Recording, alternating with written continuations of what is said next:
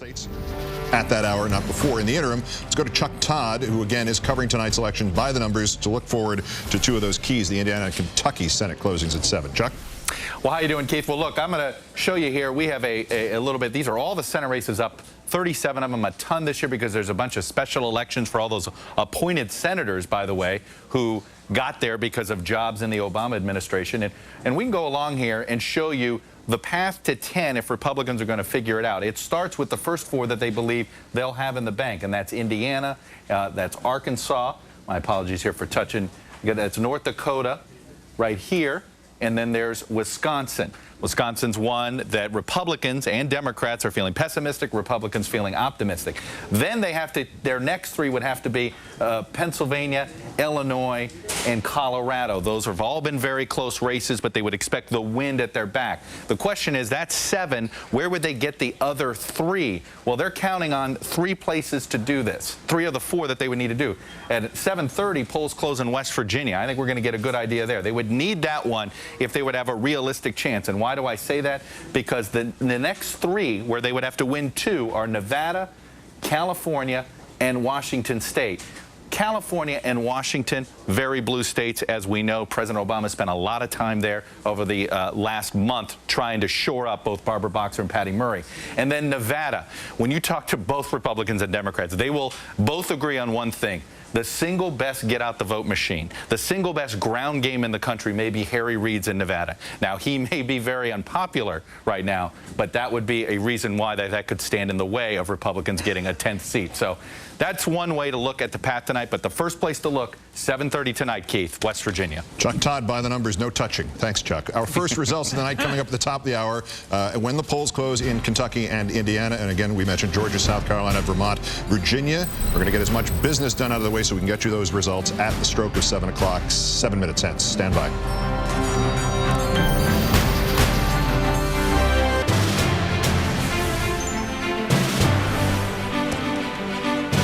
Eight seconds to 7 o'clock in the East. Polls closing as I speak in 5 states. And we're now ready for our first results in the Senate. We'll start with Kentucky. The Senate there, the race can be projected from the 7 p.m. poll closing. NBC News projects that Rand Paul, the ophthalmologist from Kentucky, is the projected winner for the Senate to replace the retiring Jim Bunning. In Indiana, Congressman Brad Ellsworth, the Blue Dog, losing to Dan Coates, the projected winner. My NBC News, the former senator back in the saddle again. In Indiana, no surprise in South Carolina, Jim DeMint is your projected winner. My NBC News over Alvin Green, who was still running. In Vermont, no surprise there. As expected, the veteran Pat Leahy holds on to his seat in a state that went 68-31 for Obama last time, solid D remaining. In the Georgia Senate race between Mr. Isaacson, the Republican, and Mr. Thurmond, the Democrat, this is too early to call. That is an actual interpretation. That is language as opposed to suggesting it being too close to call, which is the other popular number. Too early to call, meaning we may have an idea of what's going on, but it's too early to say with any authority that it's going to hold that way. See the difference between leaning and we don't know. So here's what it looks like. The change in the Senate that we know about so far, obviously a Republican pickup. 1, Indiana. I hope it's in the correct order there, Indiana. Here's what it looks like mathematically. If you just returned to the country after 20 years, blue would be the Democrats and red would be the Republicans. That's, again, what's firmed up. The size of the Senate has not been reduced to just 67 members. We haven't gone back to 1913 or thereabouts. So there it is. The 2 big wins, Chris. Rand Paul. Right. By the way, our sign on this Senate is from the back of the room. Okay. Looking forward. You're used to the Democrats being on the right, looking from the front. All right. Well, Rand Paul in particular in Kentucky completing I think that race. You know how in sports, especially let's go to basketball, when you're behind, you got to foul to get the ball back, and it never looks pretty because nobody likes the fouls. But it's the only way to get the ball back. I think near the end of this race, Jack Conway fouled. I think that ad that they put together that basically attacked the guy's religion crossed the line, and I think that probably hurt him a bit. But he probably was told by his consultants he had to take a chance because he was fading there. It doesn't look pretty. I think Jack Conway will be running again and again. I think he's got a lot of Clinton in him. I think he's really ambitious. He's an attractive candidate. He will be back again for governor next time. I expect this guy has a future. It's just not tonight. You know a little bit about Rand Paul. You made him. Rand Paul announced his Senate candidacy on my show. Yeah. And when he won the primary over Trey Grayson, who was the establishment candidate, he came back to my show, and we had a long, strange 20-minute discussion, which consisted of me asking him the same question over and over and over and over and over again. I was asking him about whether or not he agrees with the 1964 Civil Rights Act. And the reason that I kept asking it is because he wouldn't answer. And he was previously on the record saying that he believed that parts of the 1964 Civil Rights Act were wrong, that private businesses should be allowed to discriminate, that's what he believed as part of his small government philosophy. And he'd been on the record quite clearly about it in the past. And I just kept asking him about it over and over again because I knew that was his position, and I couldn't believe that as such a self-declared principled guy that he wouldn't restate what his clear position on it had been now that he'd won the primary. And he wouldn't, and he ran away from me, and then he ran away from his previous issue on it, and then he tried to blame the whole thing on me later. He was running for Senate. He was running for Senate, and so his old views were to go a little Marcus Aurelius on you, who's supplying the surprise here? Yeah. Well, so here's the story. The message here, let's be Machiavellian. Yeah. You played your right as a reporter. You asked the right question, a fundamental question about his deepest beliefs about the Constitution. And he gave initially an honest answer, then he dodged, of course. Yeah. Then what did he do? He completely hid it from the press, the First Amendment, and he won apparently tonight.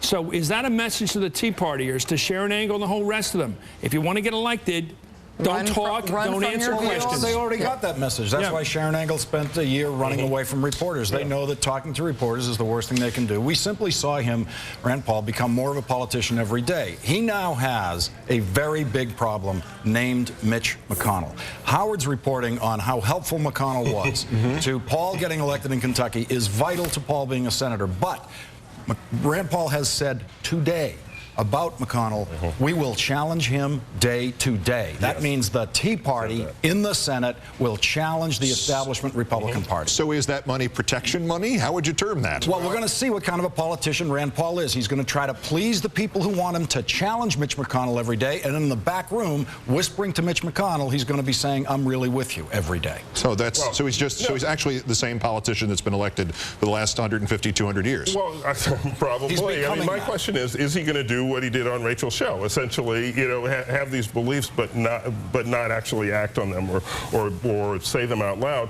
or will he, now that he's elected, take advantage of the prerogatives of a single senator who can gum up the whole works and who can do a lot and be a genuine Tea Partier in the U.S. Senate. You look at the number of votes in the United States House that are 400, 300, whatever, to Ron Paul, where Ron Paul is the one person in the House who is voting no. He'll vote no on naming post offices. He'll vote no on I Like Pie Day. He'll vote no on anything because he believes in being a contrarian U.S. member of the U.S. House. Is Rand Paul going to follow his father's footsteps? If you do that in the Senate, you actually don't get I Like Pie Day. You can stop exactly. You can stop Pie Day. You can stop anything. And you're right. The question is whether or not he will be the guy he campaigned to be in the primary, or whether he'll be the politician he campaigned as in the general. Let me bring Ed Schultz into this from Vegas on this pressing issue of Pie Day, and I guess Aqua Buddha be praised, Ed. Well, you know, Keith, I think this is the first real shot over the bow at the Obama administration. This is going to put the Obama administration on the defensive early on in the next session of the Congress. I mean, if you have got Mitch McConnell telling Rand Paul that there's going to be an early vote on health care reform, now the president, we're going to find out just how much he loves this reform, and we're going to find out how much his base loves this reform, because there's no way that the president's going to be able to fence this off in the Congress without the liberal base coming out saying, you know what, it's not the bill we wanted, but we're going to fight for this. So I think this is a very interesting development, and Rand Paul is up by, what, 10 percentage points in today's arena of close elections. He's going to run away with this thing. So I think this is a real message to the White House. Okay, you're going to either be on the offense or the defense, and it's going to be interesting to see how the White House plays this. And I don't see how they're going to be able to defend their health care bill unless they get all Democrats on board.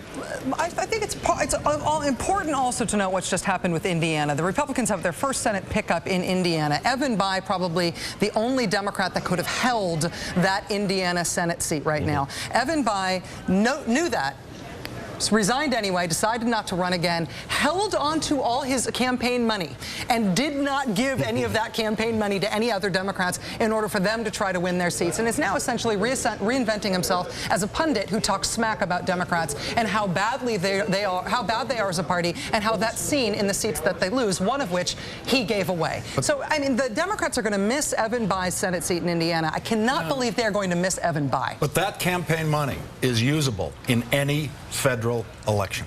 If he gets there on the backs of trashing every other Democrat who's ever done anything for him. Evan Bayh, 2 terms in the Senate, he inherited that Senate seat essentially from his dad, has no legislative record to show for his time there, but has made himself a national figure who has only accomplished being the Democrat who trashes the Democratic Party and makes sure they have fewer seats than if he didn't exist. It's unbelievable. Let me bring it back to Kentucky, because before the hour, before the call that Rand Paul had won in Kentucky, which we have projected here based on the poll closing at 7 o'clock, Howard Fineman was talking about this meeting of what are now Kentucky's senator and Kentucky's senator-elect. And is it, Howard, is it meeting of the minds, meeting of the wallets? What happened here? Expand a little about, recap what you told us before. The largest state deficit in the history of this country. Let's look at where we are right now. The projection right now is that, of course, as we've been saying all night, the Republicans taking over the House with 243 at this juncture. The Senate, not the same. The Democrats looking to hold on to the Senate. We have still, though, 2 outstanding races in Alaska and Colorado, and those could be nail-biters. Let's go to Chuck Todd for the very latest, who's been following this throughout the evening. Hi, Chuck. Well, I want to start, how you doing, Chris? I want to start with the Senate, because we've seen some startling turnout numbers, and this will explain to you why Democrats lost a couple of key Senate races. You know, Pennsylvania, Missouri, and Ohio Senate were all big races in 2006.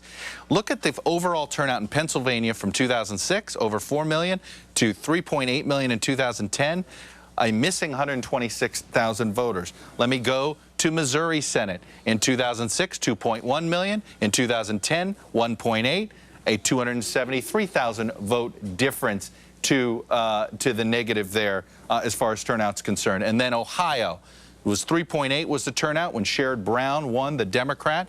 2010, 3.4 when Rob Portman wins, almost a 330,000 vote margin.